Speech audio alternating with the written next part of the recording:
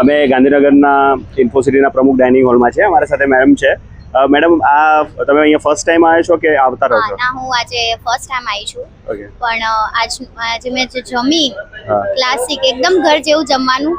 અને Okay. તમે જો અહીંયા ગાંધીનગરમાં રહેતા હોય કે બહાર બી રહેતા હોય અને તમારે ઘર જેવું ખાવું હોય તો અહીંયા ડેફિનેટલી આવજો એમ. ઓકે. અને આજે તમારું ફેવરેટ કયું હતું આમાં? આજે મારું ફેવરેટ પનીર ટીકાનું સબ્જી હતું. ઓકે. બહુ ફાઇન હતું. હું જમવાનું એકચ્યુઅલીમાં હું છેલ્લા 5 વર્ષથી જમું છું. જોબ મેં અહીંથી ચાલુ કરી, એટલે અમદાવાદ હતો ને પછી હું ગાંધીનગર શિફ્ટ થયો. છેલ્લા 5 વર્ષથી આવું છું. અહીં કોન્સ્ટન્ટ મારું છે જમવાનું, રોજ સવાર સાંજ. એટલે અત્યારે આજે મેં મગનું શાક, બટાકાનું અને પનીરનું સબ્જી ખાધું છે. પ્લસ છાશ અનલિમિટેડ હોય છે અહીં આગળ, અને રોટી અને દાળ ભાત.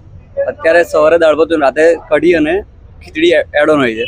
અને પણ જમવાનું એકદમ ક્લાસિક છે.